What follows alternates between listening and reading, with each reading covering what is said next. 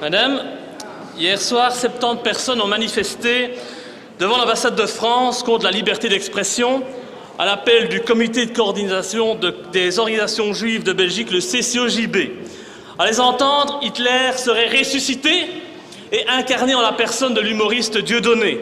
Non, ce n'est pas une blague, je vous assure, c'est bien ce que l'on tente de nous faire croire depuis près d'un mois.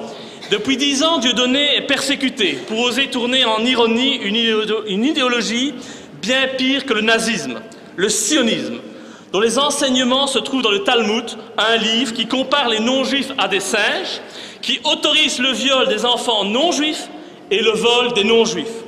Comme quoi, la liberté d'expression est une notion à géométrie très variable. Le Talmud est autorisé, Dieudonné est interdit. N'écoutez pas Dieudonné, c'est un antisémite.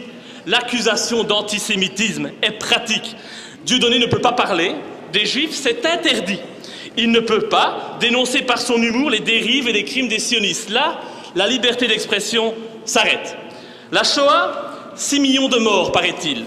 Un des seuls faits historiques qu'on ne peut remettre en question. Par contre, la colonisation belge au Congo, plus de 10 millions de morts.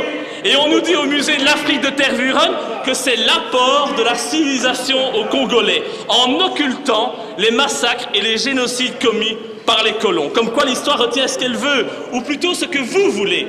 Tout dépend de la valeur et de l'identité des victimes. La liberté d'expression est selon moi sacrée, et si on peut traiter Dieudonné de fasciste, d'antisémitisme et considérer la quenelle comme un salut nazi inversé, Dieudonné doit être libre de dénoncer le lobby sioniste et ses crimes. Donc, puisqu'on ne comprend plus ce qu'on peut ou ce qu'on ne peut pas dire ou faire en Belgique, j'aimerais que vous nous rappeliez, Mme Milquet, quelles sont les limites, selon le gouvernement, de la liberté d'expression. Pourriez-vous nous éclairer sur votre définition de l'antisémitisme? Y a-t-il une montée de l'antisémitisme en Belgique?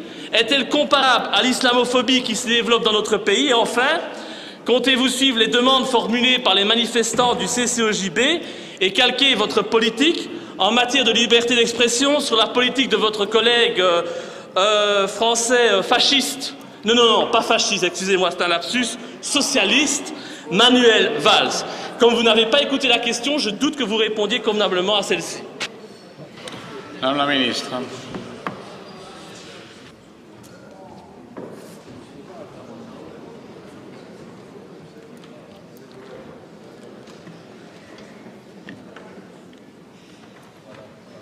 Je vais vous répondre très clairement, même si en général vos discours ne sont pas ceux que j'ai envie d'entendre.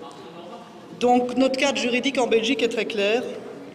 Nous avons un article 130 qui précise que la police des spectacles appartient au collège des bourgmestres échevins, qu'il peut, dans des circonstances extraordinaires, interdire toute représentation pour assurer le maintien de la tranquillité publique et que dès lors, nos bourgmestres et nos collèges des bourgmestres échevins disposent exactement des mêmes armes et des mêmes dispositions que ceux dont disposent les maires et, différence, les préfets au niveau français.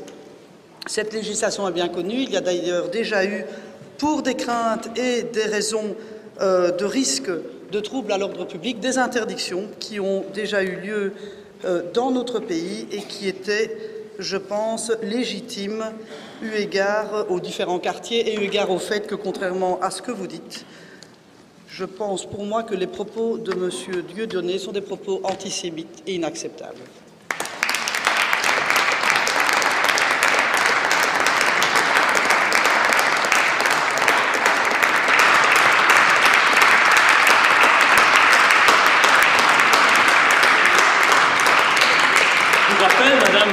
Madame la ministre de l'Intérieur, des décisions ont été rendues ici en Belgique par des tribunaux et ont reconnu que les interdictions qu'on avait affligées à Dieudonné n'étaient pas légales et qu'il n'était pas antisémite. Mais donc, je vois à quel point vous respectez la démocratie et les décisions de justice. Et donc, sur la RTBF, vous avez considéré Dieudonné comme un ennemi de la démocratie. Et j'ai envie de rire, parce que Goldman Sachs, les Rothschild, l'usure et vos guerres néocoloniales, dont le seul but est le pillage des ressources naturelles et le vol de la terre des Palestiniens au nom de la Shoah, cette Shoah mise en œuvre et financée par, rappelons-le, les pionniers du sionisme. C'est ça votre démocratie? Quand un Français fait une blague sur un Belge, c'est de l'humour. Remplacez le Belge par un Juif et vous aurez de l'antisémitisme. Voltaire disait, pour savoir qui vous dirige vraiment, il suffit de regarder ceux que vous ne pouvez pas critiquer. Il avait raison. Et une dernière chose, Madame la Ministre.